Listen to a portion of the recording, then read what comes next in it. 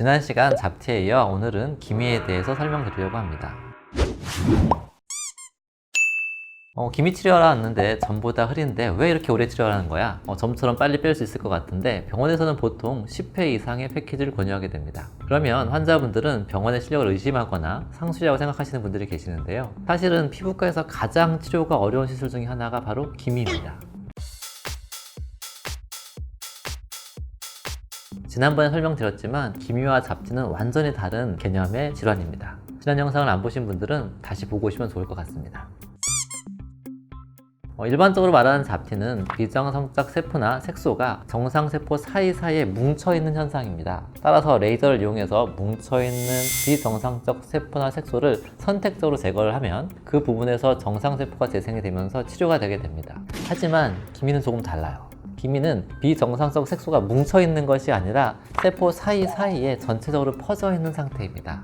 따라서 비정상적 세포나 색소를 한 번에 제거하기가 매우 어렵다는 것이죠. 그렇기 때문에 기미는 일반적 잡티와 치료 방법 자체가 완전히 다르게 됩니다. 아쉽게도 아직까지 기미의 정확한 원인은 명확히 밝혀지지 않았습니다. 그렇다 보니 100% 완치도 어려운 상황이고요. 하지만 여러 연구를 통해서 추측되는 대략적인 원인이 있습니다. 먼저 피부는 표피층과 진피층으로 구성되어져 있고 그 경계에 멜라닌 세포가 존재하게 됩니다. 이 멜라닌 세포는 색소를 만들어서 표피층으로 내보내는 역할을 하게 되는데요. 멜라닌 세포가 색소를 많이 만들면 흑인, 덜 만들면 백인, 적당히 만들면 황인이 됩니다.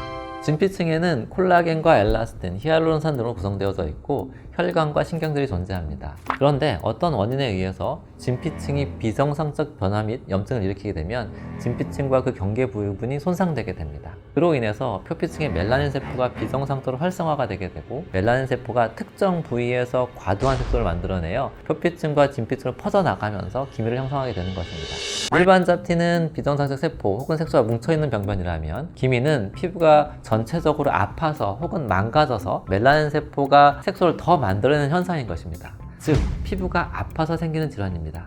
그렇다면 기미는 어떻게 치료해야 될까요? 다음 시간에는 기미를 치료하는 방법에 대해서 자세하게 알아보도록 하겠습니다. 이상 오락기TV 이승기였습니다.